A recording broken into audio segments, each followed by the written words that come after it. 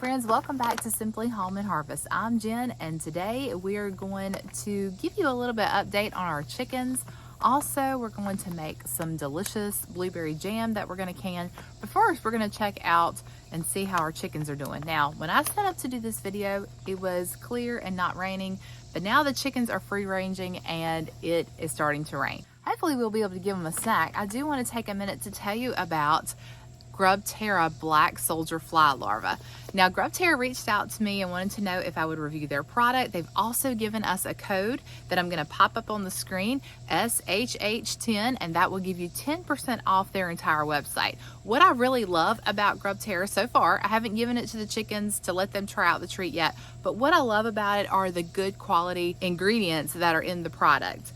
This is great for chickens, it says. Of course, that's what we're going to use it for. Reptiles, fish, birds. Calcium in the GrubTerra larva is 70 times more stronger than that of the calcium in eggshells. And I have in the past crushed up the eggshells when the chickens needed that calcium enrichment. It helps their feathers become healthier. Another thing that really impressed me was that this is not based in a factory and produced in a factory. These are actually produced and grown on farms. Farms in the US, farms in Costa Rica, farms in Canada, and also in Indonesia. So the fact that they're farm grown was really important to me as well. We're going to give this a try today. And like I said, if it's something that you were interested in trying, be sure to use my code. Go to their website. That code is actually good for their entire website. So thank you, GrubTerra, for reaching out to me, and we're gonna see if our chickens approve. Like I said, the chickens have been out free ranging. Here's Chocolata, and she sees that I have a treat in my hand for her, so she's sticking really close to me. Chocolata loves treats, don't you? I'll have to just see if she'll take it right here. Let's just see. All right, Alex is gonna try some out for Chocolata. Let's see. Do you like it? I can't see. Does she eat it? Yeah, she thinks I'm gonna take it from her. No, is it good? Yeah, she ate it. All right, Chocolata approves. You want another one? Right there. She's like a dog sometimes. We try not to have favorite chickens, but I declare, man, this one. Right there? Oh, is it hidden? Yeah, we try not to have favorite chickens, but this is definitely one of our favorites. She's always just so cute. She follows us around sometimes like a little puppy. Okay, you want to share with your friends? You want to go see if they like it too? All right, Alex is feeding the rest of them. That's probably good. Yeah, that's good, I would say. It's just a little snack. All right, let's see. They seem to like it. I'm gonna stand right here. They seem to like it. We'll let you know. We'll come back in just a minute and see if they clean it all up. All right, they're still enjoying their treat.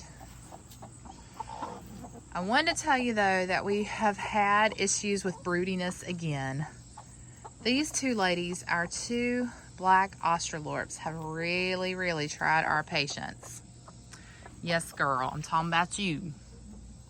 And you. They have been broody for far too long now. We've tried a lot of different things to break that broodiness. But what they're doing is they get in there, and when they're broody, the other girls don't want to go in and lay eggs. And so we have been down to, like yesterday, we only had one egg from all 10 of these girls. And that's just not acceptable right now. They should be laying abundance. Oh, they're fighting over them. Uh-oh. Oh, they're all gone. That's why. Okay. So the GrubTerra black soldier larva was a hit.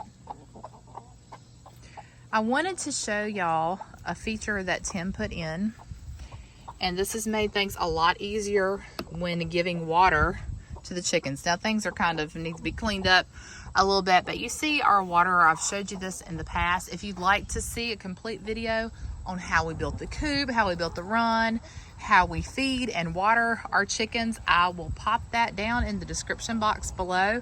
And also our automatic door, which is such a nice feature to have.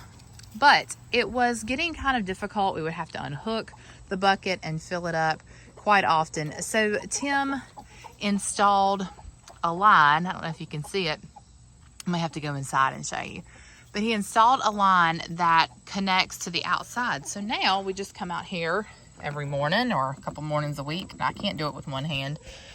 But this top piece pops off, and then you just put the water down in this. So we just bring like a pitcher of water or a cup of water and pour it down into the tube, and then the line runs into the waterer. So that has been a very, very nice addition that we've made. It's made it so much more convenient to give our chickens water.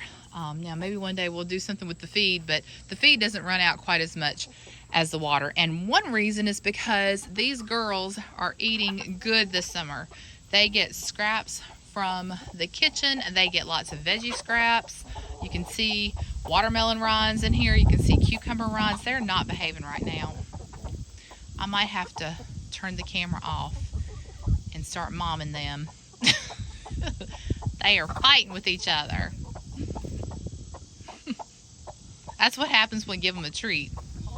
We get the bullies come out in some of them. But anyway, they have been eating a lot. Our neighbors have been faithfully bringing watermelon rinds to them and all kinds of treats all summer. So we haven't gone through nearly as much feed as we normally do because of that. All right, I'm gonna go around and we'll see. I'll show you how they cleaned all that up. I think I'm gonna give them more. I just wanted you to see that they ate every last bit. And here's Chicoletta looking up, wondering if I got anything else for her. So funny. All right, we'll be back later. Watch out. All right, well, we ended up with 3 eggs so far today, which is better than yesterday, but still very low on production. Well, I hope you enjoyed the little chicken update there. It's been really hard to get out here. I know some of you just love seeing what the chickens are up to, and we love showing you those things, but this summer has been very different. It's either been scorching hot or raining. There haven't been many days that are in between, and so, and if they have been, we haven't been here or we've been busy with other things. So I'll try to include the chickens more, but I have to tell you, this is pretty funny. We had a VBS last week. We had like questions that we were pulling out of a basket, and Tim wanted to take one. So the question was, do you have any pets? And so he was telling the class that we had 10 pets. And so he was trying to name them all. And that was very challenging. He told Alex, he said, I told him this, and this. And Alex is like, that's not their name. So sometimes we get them mixed up. But the 5 from the first round of chickens, we call those the adult chickens. The other ones, we still call those the baby chickens, even though they're over a year old. But we remember that 5, the first 5. I can tell you their names, I can tell you their features, everything. But the second 5 that came in, I could not tell you who's who. So Alex is really good at that. He spends a whole lot more time with us. So if you want to know their names, let's see, I'll try to remember like our big girls, our first flock, which is 2 black Australorps and 3 buff Orpingtons. Those were the surviving ones. We lost 3 chickens from our first flock. But their names are Stubby, Julia, Chicoletta, Rosemary, and Dolly. And then our second 5 are our babies. I think we have Roar, Baby, Duchess, Pepper, and Daisy, maybe. Alex is going to tell me that that is not true because I think we named them originally and then their names got changed, but something like that. Don't hold me to it. He knows their names. We don't, clearly. All right, well, I'm going to get inside. We're going to make some blueberry jam and see what else we can get into today. All right, you guys, we are back in the kitchen now. We're going to make this low sugar blueberry jam. I actually printed a recipe offline, and I wanted to do a lower sugar option with all those beautiful, not strawberries, blueberries. I've never made blueberry jam before, or if I have, like I said, I don't remember. It's been a long time. But I found the Shore Gel that has the lower sugar, or you can do a no sugar version. Ours is going to have a cup of sugar in it, which is a lot less than the like 4 and 5 cups that most of your jams call for. Now you hear the canner in the background. It makes a lot of noise. I'll try to talk over that. But Food Line had their blueberries recently, and it was like, is it a pint that you get? I think that's right. A pint, it was 2 for $4. So I picked up some extra to use to make this blueberry jam.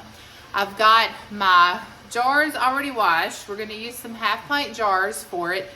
And I misread the recipe. I thought I needed 4 cups of blueberries, but it's 4 cups of crushed blueberries. So this is 4 cups of fresh blueberries, which was 2 of those containers. But what I had to do was thaw some of the frozen blueberries that I had in the freezer to get it to about 5 to 6 cups, because once you crush it down, it's going to cook down. So you really need 5 to 6 cups. So we might be a little short. We might not get all 6 of those jars. But I will know next time that I need to really read the recipe. It's also heating the kitchen up. So we're gonna need, like I said, about 5 or 6 cups of blueberries. We're going to need our package of the Shore Gel Low Sugar.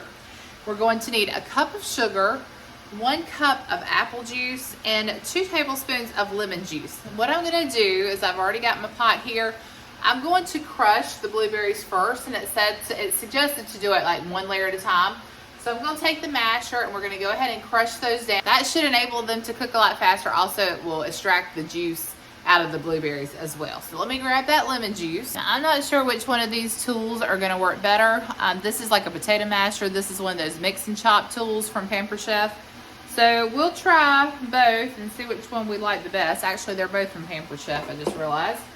All right, so here are the fresh blueberries. And this is about 4 cups. So I think what I'll do first is start mashing these out. You know what? I can already see that this is probably going to be our better option, but you use what you have. You know, if all you have is a potato masher, then you use that. Whatever you can use just to mash up your fruit a little bit. You'll see this is going to take some time. So let me get those mashed up and I'll be right back. Okay, I switched back to the potato masher. You can also use a fork. All I can think about here are the frozen blueberries. All I can think about is that episode. I'm really having a hard time talking today. All I can think about is that episode of I Love Lucy. Have y'all seen that one? Where I think it's grapes though, where they get down to that vat of grapes and they're barefoot. You know, they've got their pants legs pulled up and they're pressing those grapes.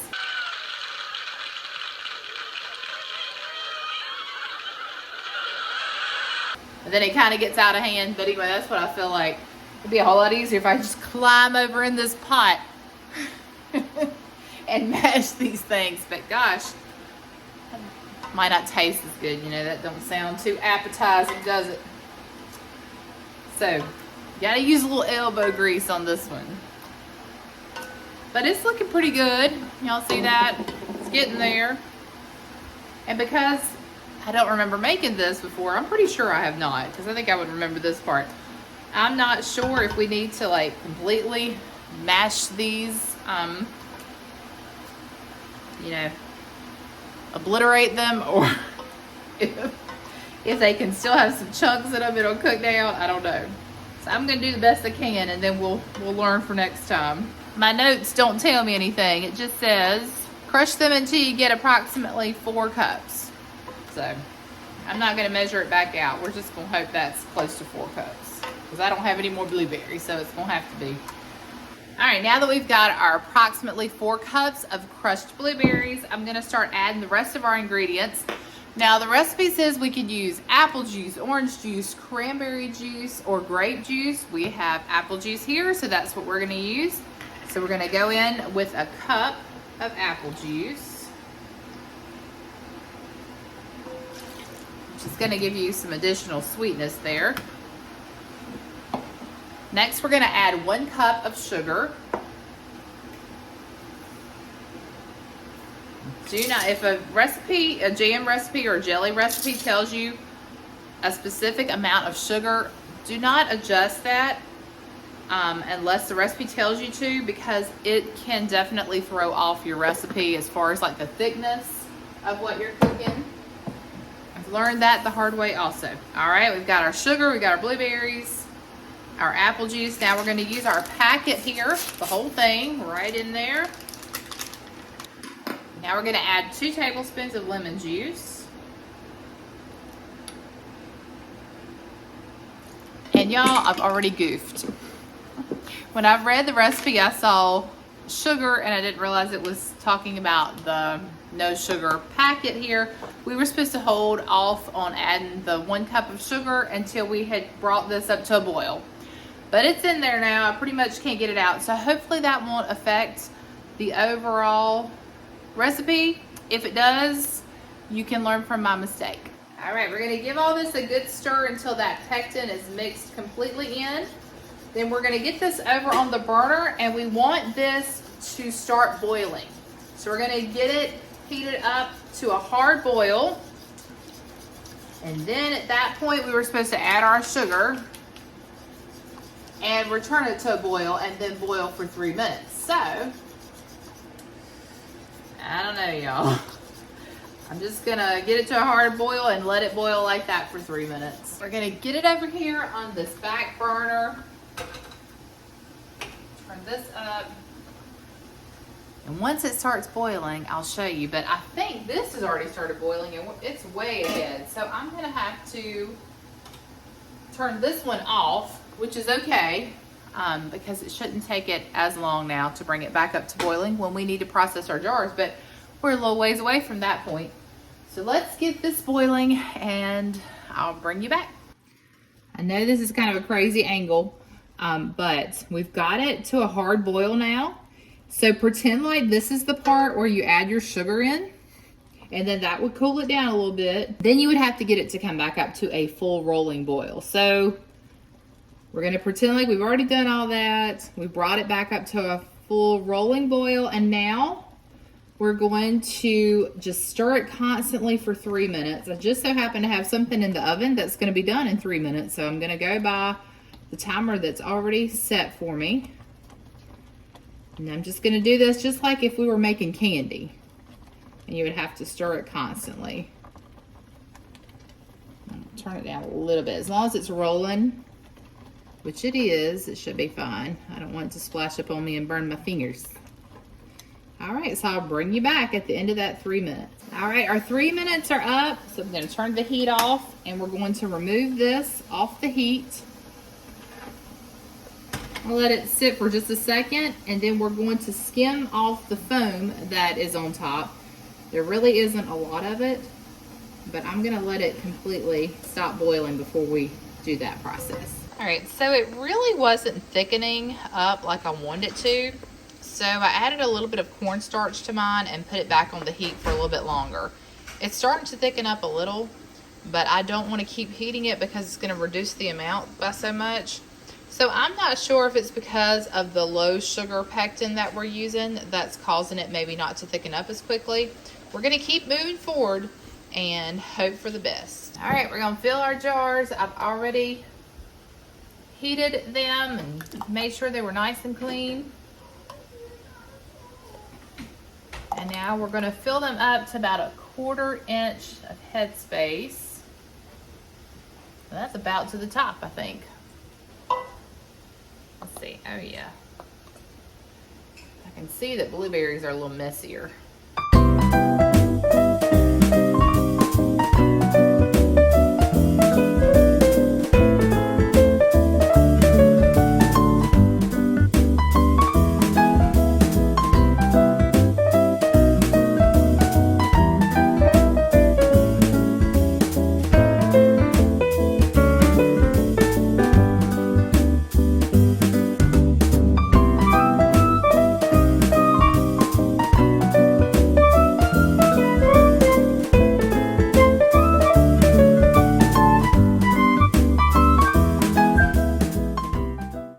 Process these for 5 minutes. Woo, they're already popping. They are ready to go.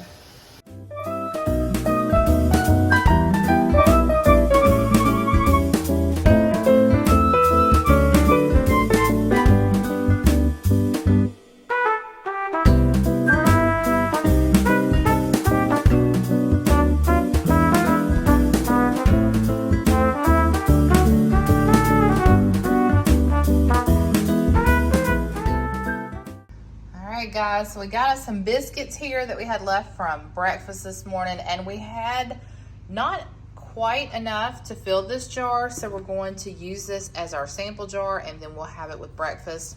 this week. We got 4 jars, half-pint jars there that we can put up. But the cool thing about this is normally when I can, I don't have any to sample from. So we get to try out our blueberry jam, and it's before dinner. I made baked spaghetti for dinner. So we're just gonna take a little bite. We don't wanna ruin our dinner, right? All right, guys. Y'all hear the lawnmower and the weed eater going in the background. Tim and Alex are working hard. All right, let's go. That is so good. Not very sweet, which I like that. It's got a little bit of a tartness to it, so that's cool. But that is really good. I think you could use this over ice cream too, but I wanted you to see that it did turn into the consistency of jam.